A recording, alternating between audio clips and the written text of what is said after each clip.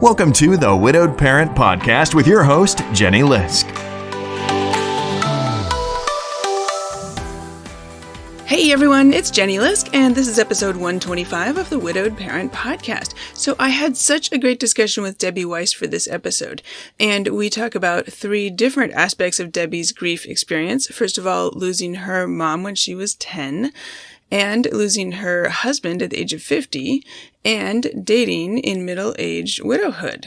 Debbie is the author of the brand new book available as is.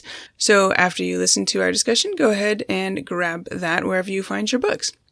Before we jump into my discussion with Debbie, I wanted to let you guys know some news from here. So first of all, if you are in the Seattle to Bellingham area in the state of Washington, please come and see me on November 6th. I will be at Village Books in Bellingham, and I'll be talking with the executive director of Our Treehouse, which is a kids and family grief center in Bellingham.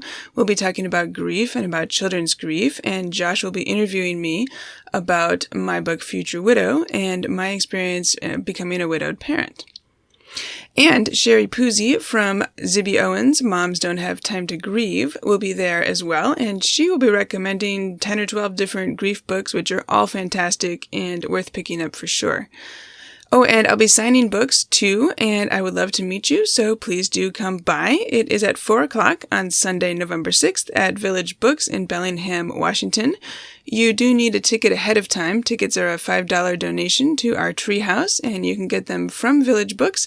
If you go to jennylisk.com/events, that will take you to the right place to get tickets from Village Books for the event on November 6th. And I want to make sure you guys know that Future Widow is now available in a large print edition, as well as hardcover and paperback and all the popular ebook formats. If you go to futurewidowbook.com, that will take you to any store you like where you can find all those editions. So that's all the news from here. Let's get on with the show. Support for this podcast comes from BetterHelp. You can talk with a licensed professional therapist online, anytime, anywhere. Visit betterhelp.com/widowedparent to learn more and get 10% off your first month. That's BetterHelp, HELP.com/widowedparent. I hope you'll check it out. My guest today is Debbie Weiss. Debbie is a former attorney and a native of the Bay Area in California. She turned to writing after becoming widowed and finding herself single and living alone for the first time in her life. Debbie is the author of the new book out this week, available as is, A Midlife Widow's Search for Love. Her award-winning blog, The Hungover Widow, dispenses empathy and advice on grief and dating after loss. She's joining us today from Benicia, California. Debbie, welcome to the show. Thank you, Jenny. I appreciate being here very much. Yeah, well, I've been looking forward to speaking with you. I got a chance to read an early copy of your book, which was very exciting, and congratulations on that. Thank you so much, and I really appreciate your agreeing to read an early copy and actually providing an endorsement for it. Yeah, of course, no problem. Well, it's it's always interesting and helpful, I would say, to hear and read other widowed people's stories and their experiences. And memoir is an interesting genre because it's not self-help. I mean, a self-help book would be prescriptive, like you have this problem, you should do this and this, right? And from memoir, though, we can learn a lot, reading other people's stories and seeing ourselves in portions of the story, or maybe a lot of the story, and using that as a way to reflect and think about possibilities for ourselves that maybe we wouldn't have thought of if we hadn't encountered various people's stories. So I guess that's a long way of saying thank you for putting your memoir out into the world. I know it's hard to put a memoir out into the world. How do you feel now that as we're speaking, I should say it's not quite out. So as you're on the verge of your memoir coming out in the world, how does that feel? It feels kind of terrifying. I'm a former lawyer, so I'm not a person who's written a lot. This is my first, possibly only book. So that's kind of intimidating. I've already told my father he cannot read it. That is not acceptable since it deals with my dating after my husband passed. So it's already off limits to Dad. Which now, don't you think that's going to make him run down to the bookstore and grab it even quicker? Well, he's 92 and he's housebound, but he's a retired scientist and he is super computer savvy. So I have a feeling he's pre-ordered his Kindle version already. Can't do anything about. Yeah. So, okay, well, that's fun. And I do want to ask you about your dad later because he was also widowed. But we'll circle back to that. I think that, well, as you and I were talking before, there's almost 3 different topics that we could cover here. Your book is about dating in midlife and the adventures and craziness and so we'll talk about that. There's also the experience of becoming widowed at the age of 50, I think you were? Yes. Okay. And for listeners, Debbie's not a widowed parent, but she is a, widow much younger than expected, desired, planned, assumed, right? Most people don't expect or plan to be widowed at the age of 50. So there's that aspect of becoming widowed. And then there's the aspect of losing your mom when you were a kid. So we have a lot to cover today. Sounds great.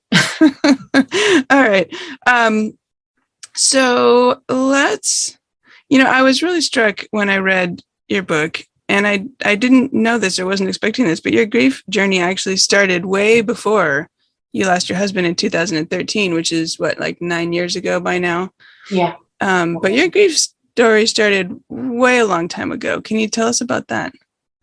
Well, I think you're referring to when I lost my mom. Yeah. Yeah, that is the beginning of my grief story. It was in the summer between when I was going to turn 10. My birthday is in August. And she just started keeping to her room. It was very scary because I didn't know what was happening. And then one night at dinner, she's wearing her little hostess outfit, which is what people wore back then in 1973. And my dad suddenly says, "Deborah, we are going to the hospital." And he put my mom and me in his big old Plymouth Fury. And we drove 10 minutes away to the local hospital, Kaiser. And she went through the double doors. She looked fine. She waved at me and she never came out again. She died there. Yeah, she'd contracted an illness, and apparently in the hospital, I found this out years later, she'd had a heart attack. So my dad didn't take me to visit her because I don't think he wanted me to see her like that. But basically, she had a heart attack, had pneumonia, went into a coma, and passed away over the course of a few weeks. Wow. And before this, she hadn't been ill. Everything seemed like normal. Like this was sudden. This was sudden. This started that summer. I would say she was ill, looking back so many years, she seemed fine. But then about a month before she passed, she was just very tired. And I could see that. There were no indications. It was very surprising. And since I was 10, nobody talked to me about it ahead of time. So, I didn't know mom was sick or anything. Right. Well, and in I think you said 73, I mean, the grief discourse was very different. People didn't talk to kids. People didn't talk about it at all, generally. It was terrible. I mean, this is awful because I remember going back to school and, a teacher would yell at me in the hallway for running and I couldn't do my flipping math homework. And somehow it never crossed my mind really or other people's. Well, this kid's grieving. Her mom died a few months ago. What do you expect? My father subsequently remarried a pediatrician. And what she told me was that in 1973, the model for grieving children was if they appeared to be functioning okay, don't talk about it. That was, it would make them upset. And shortly after that model changed. So when I was a grieving child, there was no counseling. And it was more like I felt defective as opposed to having any resources. And you probably didn't know any other kids who had lost a mom or a dad. No, I didn't. And, I think the few kids I did know were sort of told to be like, be really careful around her. Don't upset her. But no, there was no other kid. I was the one with the dead mom. Right. Which, kids still complain about that today, right? They don't want to be the kid with the dead mom, the kid with the dead dad. I mean, things have gotten a lot better. Like you said, there are, better ideas now about how to support grieving kids and groups and programs and stuff. But it is still a struggle. If you're the only kid in your school or in your class, you still kind of get, I think, branded as the kid with the dead parent. Yeah, I don't have children, so I don't know what that's like, but I know what it was like when I was. Yeah. Something a little bit freakish about it. Yeah. Something that was almost like something to be a little bit ashamed of, subconsciously, I think, because it's something bad that happened and maybe you want it to be private, but I know I very much wanted the option to stay home and be at peace and be left alone for a while. Yeah. And so then it was you and your dad after that, right? You didn't have siblings? No siblings, just me and my dad. It was really hard for him. Again, 1973, he was a very career-driven scientist. He's actually a nuclear physicist. Wow. And suddenly he had responsibility for a 10-year-old when my mom had done all the domestic stuff and almost all the child raising. Mm-hmm. So it was different. Yeah. And so, I mean, he had to start cooking dinner and figuring out, helping you with school and emotions and shopping. And I mean, that must have been difficult. It was strange. Fortunately, his parents, my paternal grandparents, lived nearby. So I spent a lot of time with them. And my grandmother and grandfather were just wonderful, loving grandparents, and, made ice cream floats and everything. So that was wonderful. But I'm sure it was very hard for my dad, but he never complained. He just dug right in. I got an after school sitter. He learned to make meatloaf very, very quickly. He was awesome at helping with my math homework. English homework I was better at, but don't have everything. And then you became the writer. So there you go. Yeah, exactly. You mentioned then that your dad remarried. At what point was that? My memory on this isn't great. I believe he met my stepmother when I was probably around 13 or 15, and they've been together since. They dated for a while. Mm-hmm. Mm-hmm. She was a pediatrician, so that was interesting. Yeah. At the Commonwealth Club in San Francisco. Uh-huh. She subsequently told me that, again, in that time when she used to tell other men that she was a doctor, they would find a way to run away. They were really intimidated. And my dad leaned in closer and said, "Oh, tell me about that. Would you like to go for sushi?" Ah, nice. That's awesome. Terrific. Okay. So that was when you were a teenager. And then when you were a teenager, is that around the time I think that you met your late husband? Oh, I've known my late husband, George, since I was 7. His mother, since I was 7. Wow. Yeah. His mother worked with my father at Lawrence Livermore. They were both physicists there. And his mom was very social. So she had a lot of events at her home, lots of parties. And that's where I met George when I was 7 years old. And he was 11. And our first meeting, I got to see his model train set. Uh-huh. And then we just kept getting thrown together over the years until we started dating when I was 17. And he was 21, which my dad wasn't thrilled about. But he was a college man and you were a high school girl? I was a senior at San Ramon High in Danville, hating high school. He was a senior at UC Berkeley, majoring in engineering. And he likes to say he majored in pinball. Well, that sounds more fun anyway. Yeah. Cool. Okay. And then you guys were married at some point. How old were you when you were married? Well, we were together since I was 17, which lasted through my college and law school. He wound up as the technical guy on a financial program called Quicken. Mm-hmm. Into it. So we didn't get married until I quit practicing law at 40 because it would have increased our tax base. Got to be practical. Yeah, we were very practical. We were leery of the marriage penalty, and then we ran off to a local courthouse and got married with no fanfare because we'd already lived together for 15 years at that point. Right. Okay, cool. And so then tell us what happened then, because later, we already, spoiler alert, right? He dies. You're a widow. You wrote a book. So What happened there? Well, it was odd. We lived a pretty isolated life. We were both introverts. His work was all consuming. He was a workaholic. Then he comes home from work one day. He was around 50, I think. He's 4 years older. And his product shipped for the year. And one morning he says, "I'm going to Kaiser. I'm going to get some tests. And I don't know what that's about." Okay. but he came home like 6 hours later. That couldn't be a good thing. Yeah. He just said that. He said, I'm getting test results in a week. And I didn't even know anything was wrong. He'd been working all hours, so we hadn't been spending a ton of time together. And he came home a week later and he said, I have cancer. Wow. Just that results a week later. Right. Like out of the blue then almost. I mean, almost like your mom, right? I mean, all of a sudden things change. Exactly. Yeah, that really surprised me. In both cases, it was just a shock.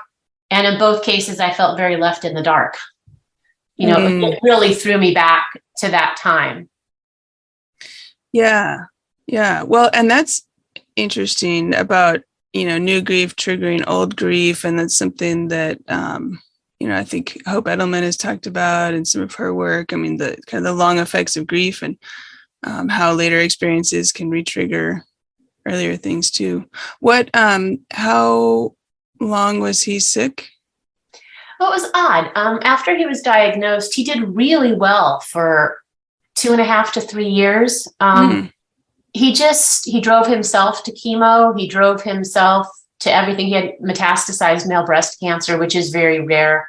And after, having my mother die, I really felt like for a little bit that the fates were out to get me in some way. But, for 2 or 3 years, coming up on 3 years, he was fine. He worked full time. He did everything. And then after about 2.5 years, he started to decline. And that took about 6 months before it was pretty awful. And the cancer really took over.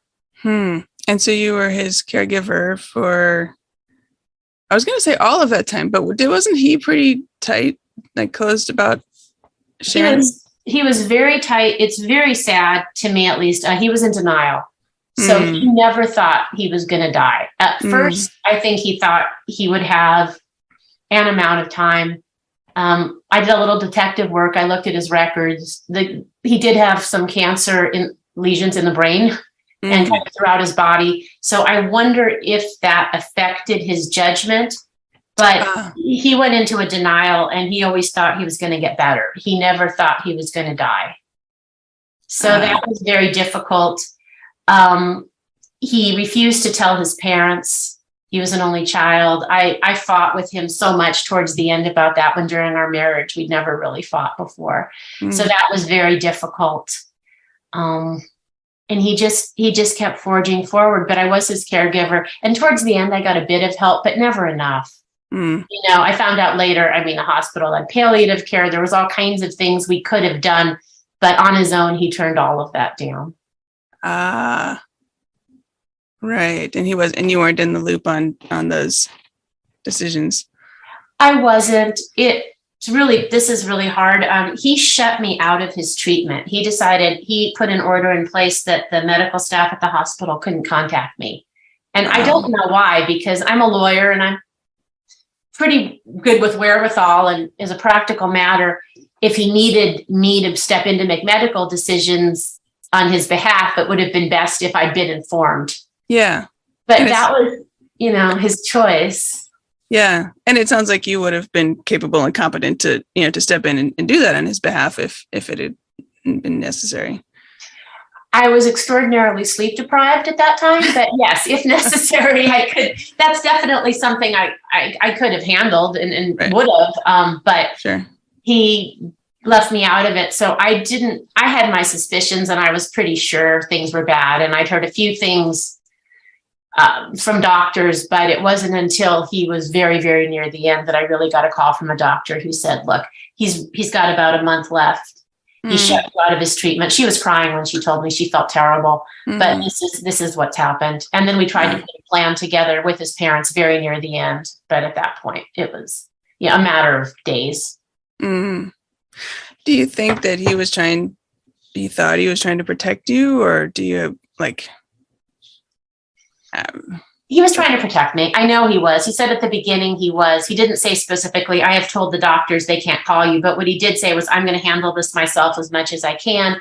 He got treatment at the same hospital that I call it Eaton, my mother, that had taken her away. So he thought, I believe at the beginning he was doing the right thing. And then later he slipped into denial. Right. That's so hard.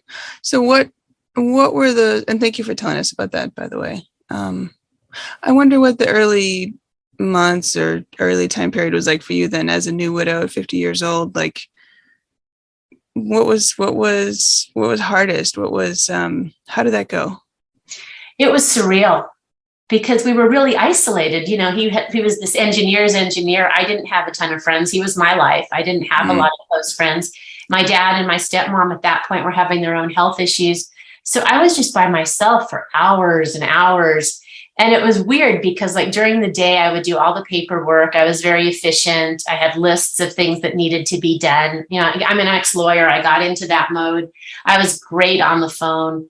One of the HR liaison from his firm Intuit even said, this is a backhanded compliment, that if he died young, he'd want his wife to contact me because I was so good at handling this stuff. But at night, it was unreal. I was just floating. Life just didn't feel real. Yeah. Yeah. At what point did you start your blog? Was that sometime in those early time or later? Let me see.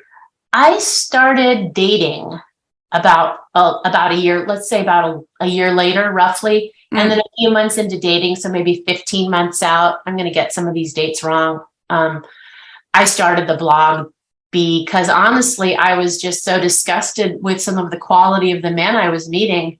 And I felt like the world needed to know that middle-aged men were on the decline. Yeah, yeah. Well, let's shift gears then and talk about dating because I've had a couple episodes with a woman who's a dating coach who specializes in working with widowed people, and it's Karen Phelps Moyer. So I'll put those links in the show notes. But I haven't had a discussion deep diving yet with someone like yourself who has been in the dating pool as a 50-year-old widowed person or 40 or whatever, a midlife widowed person. So let's talk about that. Why did you decide to get started, or how did you get started? With dating? Yeah. Well, it had been about 14 months and I was very lonely. I think at the time I was looking to branch out and try new things and add more elements to my life. I was also trying to make friends in general because my husband and I had been so isolated.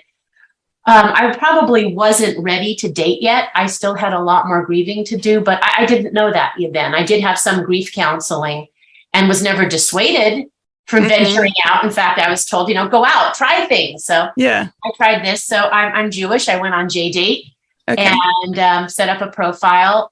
It's actually the first chapter of my book is where I'm setting up the dating profile. So that's kind of where that started. And, thought I'd see what happened. Well, so tell us about that. So it's dating profile. Some of my listeners maybe have, the last time they were dating anybody was before dating profiles and online dating existed, right? Some of my listeners, like you had been married or you'd been in a relationship for 30 years, I think you said, or ish. 32. Yeah, right. So the last time you were dating, there was no JDate, right? No profiles to be created. So what was that like, creating a profile? Was that hard, I imagine? The profile wasn't hard. I'm a pretty good researcher, so I just kind of looked at other people's profiles. And I went, okay. And then I saw this TED Talk by this woman who talked about how men are visual and how everything went way up and worked better for her when she put on professional photographs. So I had professional photographs taken. And I'd read, put up one full body shot. So, did that. And just made sure to make it pretty light and catchy. That part was easy. It was when the responses started coming in that it got disturbing. Okay. So tell us about that then. Well, the last time I had dated, which was 1981. Okay. That was when I wound up dating my husband, but I'd only dated in high school, so I'd never whole college. When I was in college, law school, and all that, I was essentially kind of a married person. And so now I was entering this new frontier, and it was just crazy because you get all this weird behavior. I did not get any dick pics, but I did get some pictures of men offering, part of buttocks. I thought that was kind of peculiar. Lots of people who aren't anywhere near you were like, let's chat, let's do this. People who there's absolutely no reason why they should contact you. So it was just this barrage of insanity.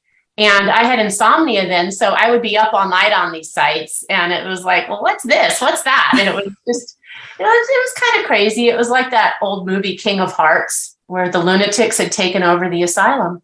I don't know if I've seen that one. Okay, so you mentioned JDate. Did you try some of the other ones too? Like which other ones? Yeah, JDate was pretty small. I mean, there weren't that many people in my area, and most of the JDate folks were kind of serious. And I actually met several men on JDate, and they were sort of stereotypical disasters. So I branched out and went on a few different sites and wound up on OkCupid, which has all these inane compatibility questions that people answer. And it seems to be sort of a time suck in itself. And then I briefly went on Tinder because I thought it would be fun to be in my 50s and at least try it, just like I recently put one video on TikTok, try something new. Yep. Cool. Yeah, that reminds me. I was experimenting with TikTok a little bit, but I got to get back to trying that. Are you going to try to use, I guess I'm totally taking a diversion here, but do you think you'll use TikTok at all for your book stuff or? I put up one video of myself talking about my book and it looked reasonable. Right. But, some of the other authors I've seen, they put up really good videos. They put hours and hours of work in and they have about 50 followers. To me, I'm not sure it's worth the effort unless you're doing something at a different level. I was at the beach one day and there was this woman, very young, very voluptuous, wearing like a thong bathing suit, and she had her phone pointed at her butt and she was kind of gyrating around. And I figured that was probably a modern influencer. Yep. Okay. So let's veer back into talking about back to dating. One of the things I think maybe it's in your book description or something, you talk about you soon discovered the absurdity that is dating at midlife. Yes. So what did you find? Tell us about the absurdity. What kind of things did you find? Oh, well, my very first, real date after being widowed is with this gorgeous guy. I mean, I meet him on JDate. He explains he's never dated a Jewish girl before. His mother will be thrilled. He's super funny. He's clever. And then when I meet him, he spends all the time we've met talking about his exes. All the time. So, and that was pretty typical. I felt like a lot of people, to be on the kinder side, are very bewildered to find themselves alone at middle age. So when they go on a date, what they really want to do is talk about their past experiences and get maybe validation. Like, I'm not crazy, really. I'm here. And, but just bad circumstances happened or something. So that's disturbing. I also think men tend to rely on women to provide empathy, which I discovered on dates where people didn't ask me about myself. I'm sitting there and, this guy's going on about his life, his exes, how his finances are a disaster. And do I want to see him again? And no, not really. I also think, I'm sorry. I'm thinking, no, go ahead. Well, I'm just thinking, you're sitting here thinking like, I'm not your unpaid therapist. I'm here to like have dinner and have a date and get to know you and get to know each other. Yeah. And also, I think a lot of middle-aged guys are angry at being in these circumstances, so they want to put in as little effort as possible. So, I mean, I go like with one guy and we go for coffee, and then the next time I got a call, can I come over to your house? No, that's creepy. You want to come over to my place in hot tub? When I was in high school, boys called in advance. They invited you to something that looked like a school play or a movie. They picked you up. They were usually wearing something that looked like a nice sweater their mom had bought for them. And now, you were just getting these guys who really seemed to want to be sexually active with as little effort as possible put into it. I was pretty disgusted. And from other women I've talked to, my age group is pretty disgusted in general. It seemed in the book you talk about it, a number of different guys you dated and different adventures. I encourage people to have a look and read it. And we don't want to talk through all the stories here, but you did talk about one interesting one. You had a piece in the New York Times Modern Love. Congratulations, by the way. That's a huge placement for an essay. Well, thank you. Yeah. That was about 4.5 years ago. Yeah. Well, I think the title of the piece is very catchy. The title of the piece is First Try the Pastrami, Then the Polyamory. You read that title and like, whoa, what's that about? Right? I'm going to put a link in the show notes to that piece and encourage people to read that. But can you tell us a little bit about that?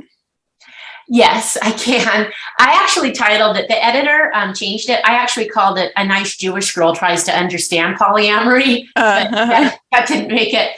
That piece, happened, I'm going to get this wrong. That was about 4 years ago, maybe 4 or 5.5.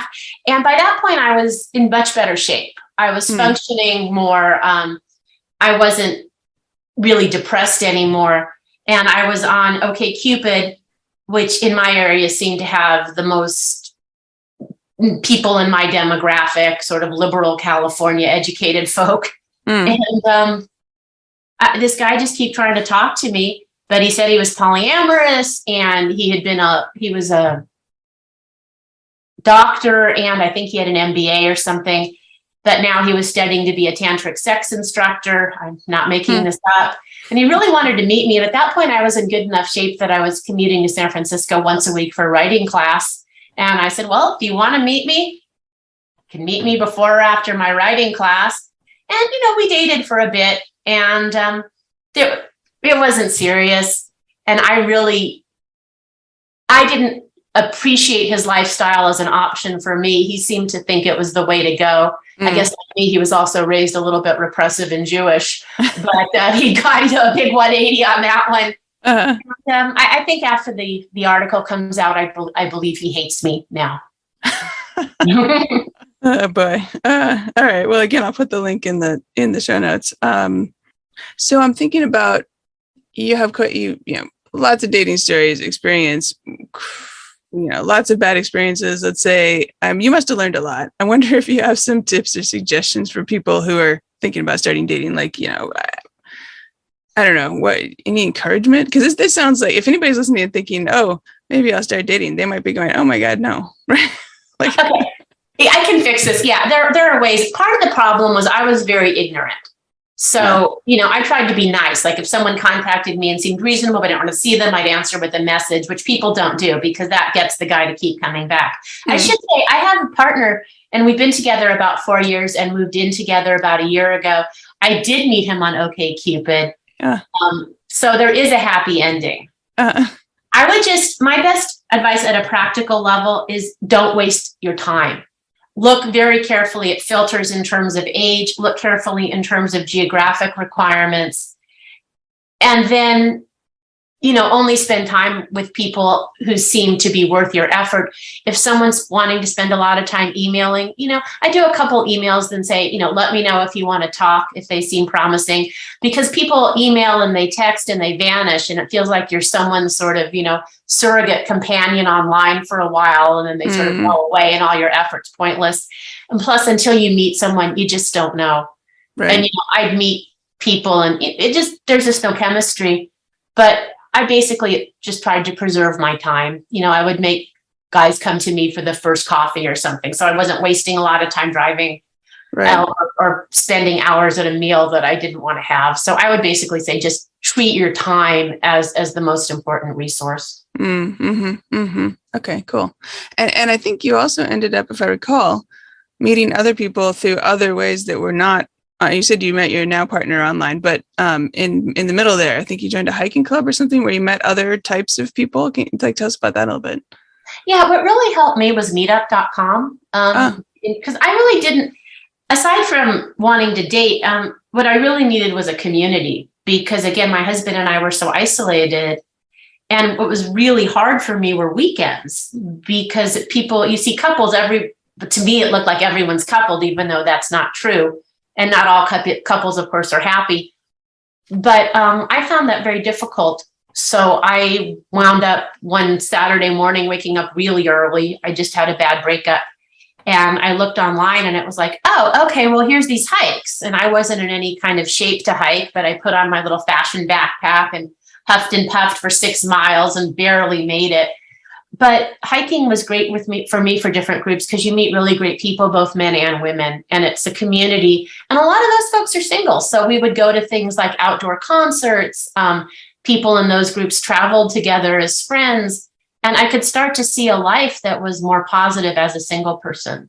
Mm-hmm. And you mentioned somewhere, I think I read about your book, you needed to learn to be alone for the first time. You said, when I was widowed, I wanted a book about a woman like me, long married, who realized she had disappeared into her marriage and who needed at 50 to learn to be alone for the first time. That's true. I'd gone straight from my dad's house to living with my husband. And I'd spent a lot of time alone as a child after my mom died, but I liked it. I was a bookworm. I was kind of happy alone. I had my cat. I was kind of a contented single person when I was, isolated person when I was 10. I was kind of a nerdy child, probably being raised by a male nuclear physicist, right? Right.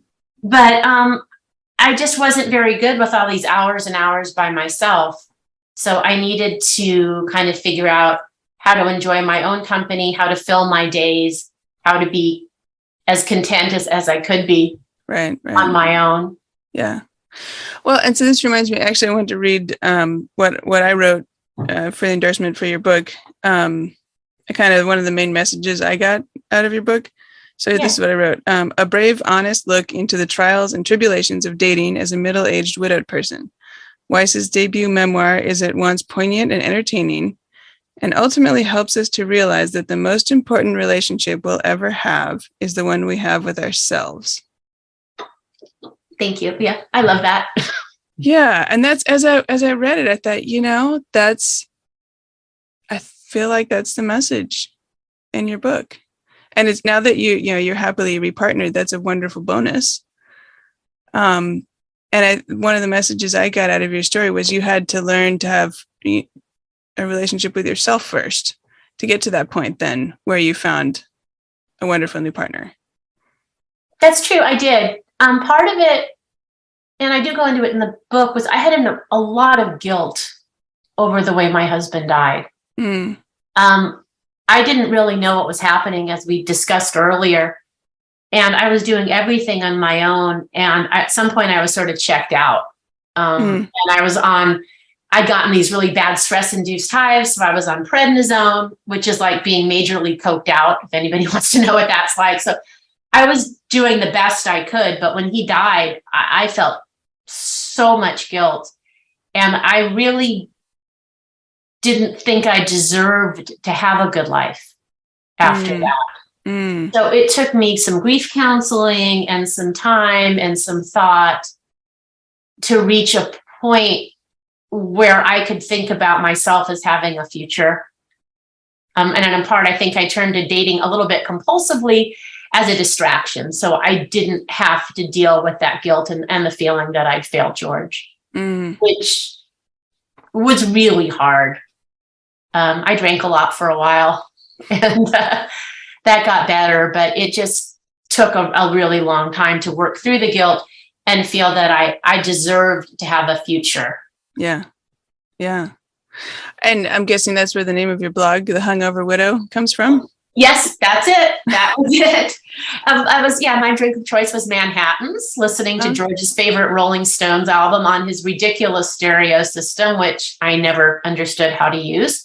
Again, he was an engineer. And the other thing also, I looked at stuff about widowhood. A lot of it was a little bit rah-rah for my tastes, People were doing so much impressive stuff. Not to put that down, but that wasn't my capacity. I couldn't do that. So I wanted something with widow that made it seem kind of pointed to the agony of it and not being such an impressive person. Yeah. Yeah. And you're continuing to blog there? I haven't blogged for a while. My posts are up until a year ago. I put stuff up on Medium, that platform, but the blog has turned into an author page. Okay. I do put lots of short stuff up almost daily on my Facebook author page. I feel like people's attention spans aren't what they used to be. And I've read that people don't like to click on anything to get to things. So I have an author page now. Yeah. Okay, cool. Well, we'll put that in the show notes as well and encourage people to follow you there. Thank you. Yeah, gosh, I think you could regale us all day long with dating stories and ups and downs and trials and tribulations, but we probably had better wrap it up here. Okay. So thank you for sharing all these things with us. And I think, it's you're in a powerful position, I think, to reflect on losing your mom as a young child and then losing your husband and your dad also being a widowed parent. I think it's powerful for you to, be able to share some of these reflections with us. So thank you again for that. No, thank you for having me. I really appreciate it.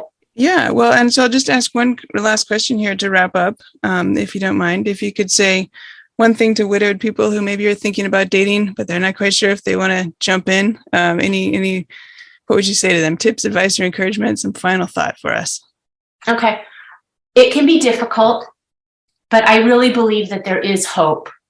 And a lot of that with dating just comes from persistence. I mean, I didn't find my right person until I'd been online for about 5 years and got a little note in my inbox that said, I love the tennis shoes you're wearing in that photos. Are those Vans with skulls on them? And that started my current relationship. But I think if you're persistent and open and pleasant, things can be fine. But also that you need to have a lot of self-esteem. The crappy responses you get and all are not a reflection on you. And if you can differentiate the responses you're getting from the person that you know you are, you can get through this. And if it's making you unhappy, you just stop. You're done for a while. You can take a break. Yeah.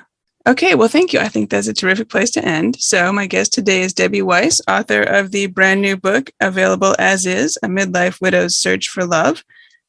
So Debbie, where can listeners find your book and find you if they'd like to follow your work? Thank you for asking. My book is available on Amazon. There's also a link on my website to order it that goes through to indie bookstores, which is also important. So if you're not an Amazon fan, you can hopefully order it through your local bookstore, but it is available on Amazon. My website, thehungoverwidow.com, has more information on that and more info on the book. And then I'm most active if you want to find me on my Debbie Weiss author page on Facebook. Okay, terrific. Well, Debbie, thank you so much for speaking with me today. Thank you, Jenny. This was great. I hope you enjoyed my interview with Debbie Weiss as much as I did. You can find show notes and all the links at widowedparentpodcast.com. Look for episode 125. And remember, if you're in or around the Seattle to Bellingham area, please do come and see me at Village Books in Bellingham on November 6th. You can get tickets at jennylisk.com/events. And if you're finding the Widowed Parent Podcast helpful, please consider supporting the show. It's easy. Just go to buymeacoffee.com/widowedparent. That's buymeacoffee.com/widowedparent. As always, thank you for listening. And until next week, remember, you've got this. Thank you for listening to the Widowed Parent Podcast with your host, Jenny Lisk. Connect with us on social media and at widowedparentpodcast.com.